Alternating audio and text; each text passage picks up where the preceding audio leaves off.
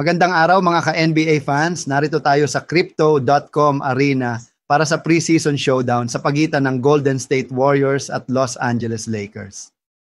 Sa huli, ayon sa opisyal na tala, nanalo ang Lakers sa score na mula sa simula pa lang, lumabas ang Lakers na agresibo. Sa unang quarter, mabilis silang kumuha ng momentum at napagtagumpayan ang Warriors sa pagtatapos ng unang yugto. Sa unang kalahati, umabot ang kanilang kalamangan ng humigit kumulang 17 puntos. Para sa Warriors naman, hindi gaanong makatingkad ang simula, kulang sa flow, at tila hindi nakasabay sa bilis ng kalaban. Sa ikatlong quarter, sumubok ang Warriors na bumawi. Pinangunahan ni Brandon Podziemski ang kanilang pagsulong. Siya ang naging standout para sa koponan. Ngunit hindi naging sapat ang kanilang surge. Napigilan ng Lakers ang tuloy-tuloy na pag-angat ng Warriors at pinanatili ang kontrol sa huling yugto. Sa ika-4 na kwarto, naglabasan ang kalidad ng bench play ng Lakers. Mga role players nila ang tumulong para isisecure ang panalo, Brandon Podziemski. Sa kabila ng pagkatalo, siya ang pinakamasigla sa Warriors. Maraming puntos, assist at rebounds ang naitala niya.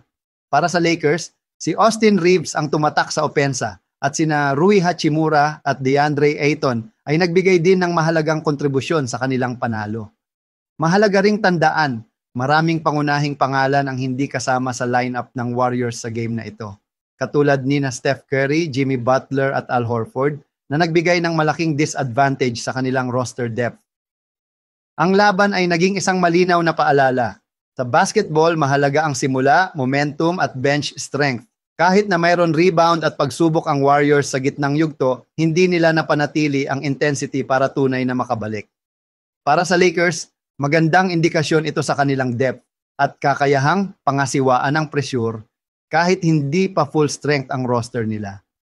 Sa susunod na mga laro, makikita natin kung paano susubukan ng Warriors na maibalik ang kanilang ritmo.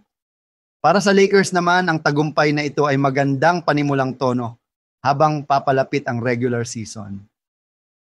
Salamat sa pagsubaybay at abangan natin ang susunod na duel sa mundo ng NBA.